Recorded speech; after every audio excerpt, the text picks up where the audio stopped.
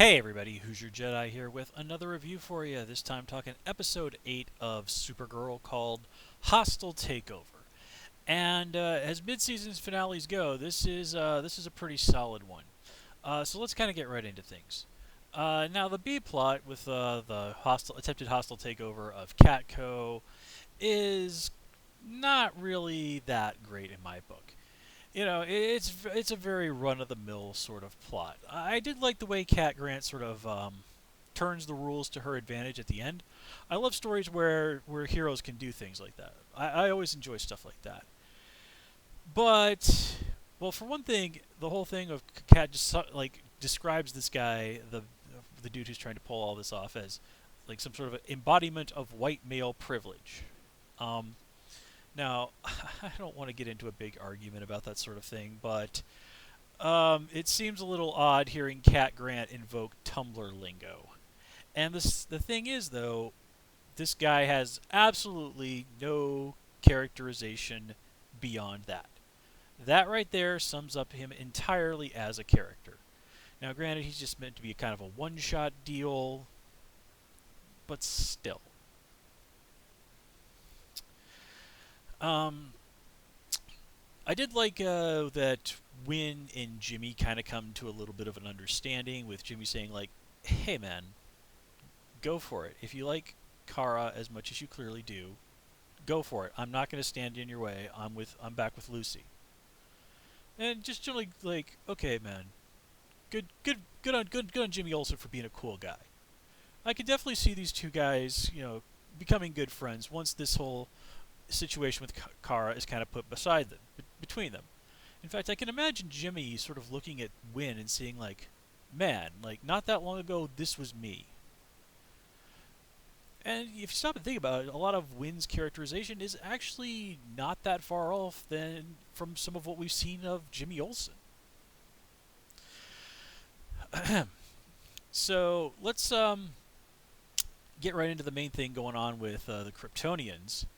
And now, what we do have here is a really interesting twist. We find out that Astra is married to Non. Now, remember, if you've seen Superman 2, Non was the big hulking dude, strong dude. And in the comics, Non has sort of been portrayed as basically the dumb muscle who serves General Zod. Now, a more recent interpretation of Non, which was done by Jeff Johns, was that he was actually this really brilliant guy and even served as a mentor to Jor-El, but he sort of was also a trailblazer in getting on the wrong end of the Kryptonian leadership, and that they lobotomized him to shut him up. Now here he's portrayed as Asper's husband. He's a lieutenant who serves under her. I guess Kryptonians didn't take fraternization in the ranks as seriously as the U.S. military does, but okay, well, whatever.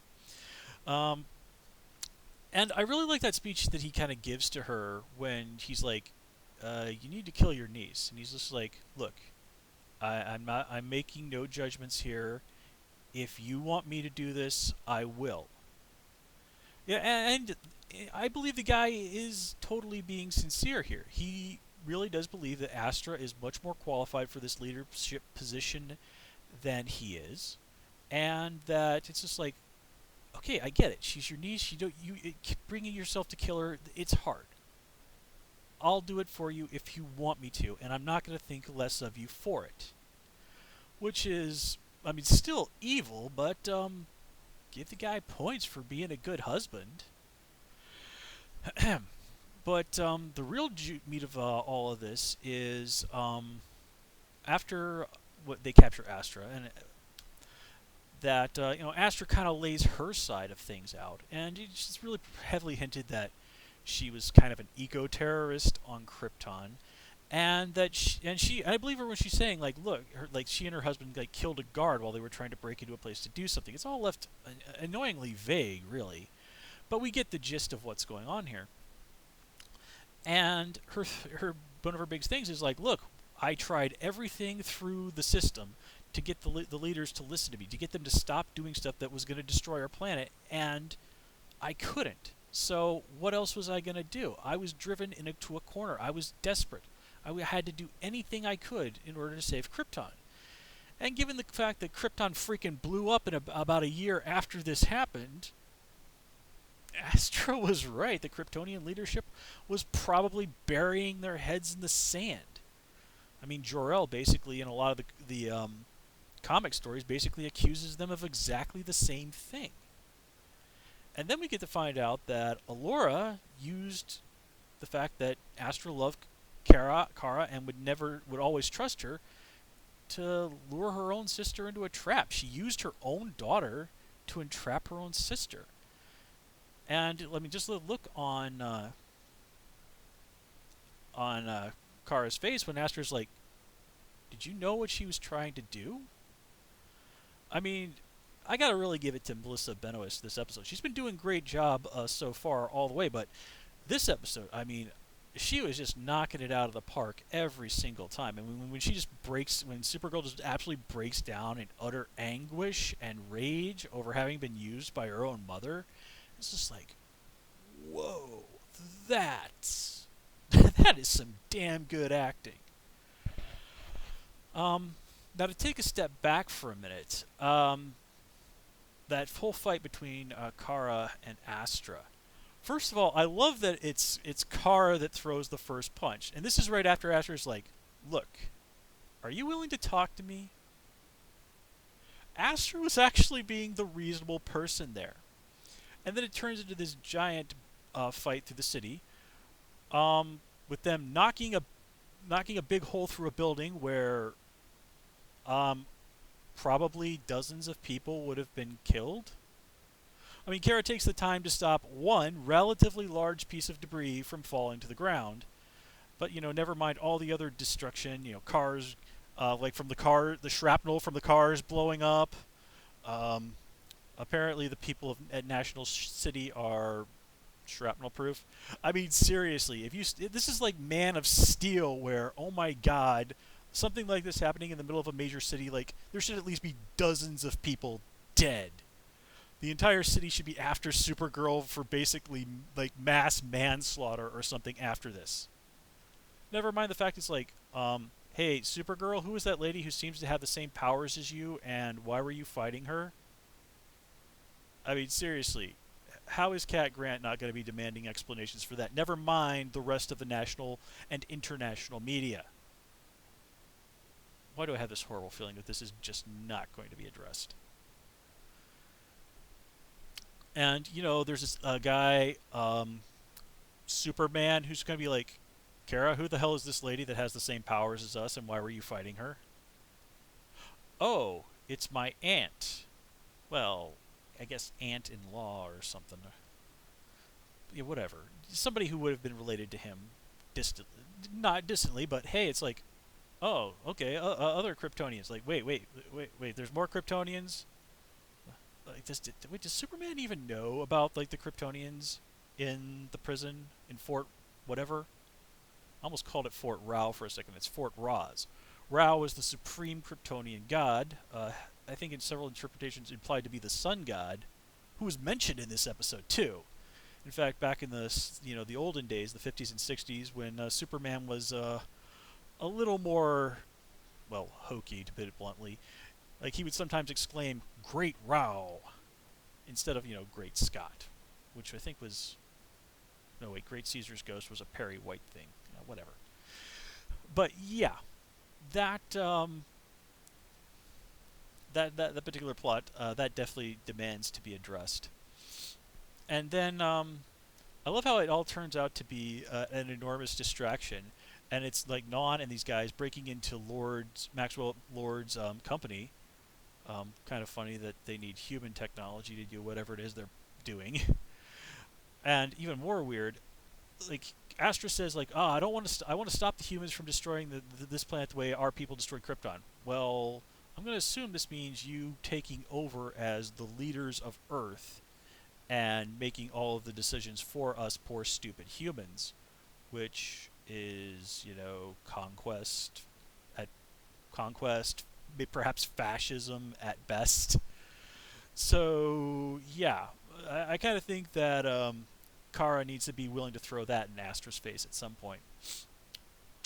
But yeah, definitely cool to see Maxwell Lord manage to take down at least one Kryptonian, and that sort of little bit where he goes, the Kryptonian goes like, "Are you a champion of this world?" And Maxwell goes like, "Yeah, I have my moments." I mean, that was really cool. Definitely some nice fighting there. Cool moments for Alex to sort of take down one of the bad guys. I don't recognize the other aliens there. The lady that was able to breathe poisonous gas, or the guy that was able to make copies of himself. The only thing that really jumps out there is from the Legion of Superhero comics. There was a girl who was from an alien race that could make copies of them, like one copy of themselves. I think she was called Duo Damsel. And then there was another person, from the girl from the Legion of Superheroes, whose species could make could split into threes. So she was originally called Triplicate Girl, although later they sort of changed her name to Triad, which made a lot more sense. And then they went back to Triplicate Girl. And sorry, I'm really not that up on the Legion of Superheroes. And frankly, if we do ever get to see those guys live action again, which awesome when they did that on Smallville. I have a feeling it's probably going to be in a future season of Legends of Tomorrow, which, oh man, that show's going to be so damn good. Yeah. Definitely nice to see Martian Manhunter getting to sort of tussle with some Kryptonians. And I love how the part where he goes like, yes, Kryptonians are immune to my telepathy, which Superman finds hilarious. So it's just sort of like, wait, Superman knows that Martian Manhunter exists? So I mean, there's obviously an untold tale there to be told, and well,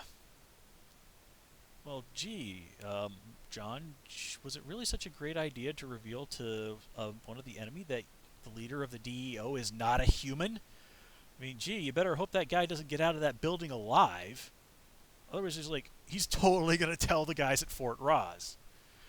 And then we leave off with Supergirl about to throw down with Non. I mean, damn. So, yeah, it took Supergirl a little while to find its feet, like it does with most new shows. But I gotta say, this show continues to just get better and better. The characters have obviously been well thought out. There's a plan for them, character arcs. The humor is good, the drama is good, the acting has been good. I really have very few complaints about this show. It's proven itself to be a really, really solid and very entertaining show, and just a sort of great, another great entry into the various aspects of the DC Comics mythology. And, we're getting with that, with like Arrow and Flash and Legends of Tomorrow. Ladies and gentlemen, we are living in a golden age. I mean, for God's sakes, yesterday, new Star Wars movie set after the originals. I spent years of my life scoffing that would never happen. We're living in a golden age, ladies and gentlemen. Remember that. Alrighty then, so let's call it here. As always, please comment, rate, and subscribe. And of course, you can follow me on Twitter at Who's Your Jedi. And please join me on my Tumblr at Jedi Reviewer, which is all one word. Until next time, take care and have a good one.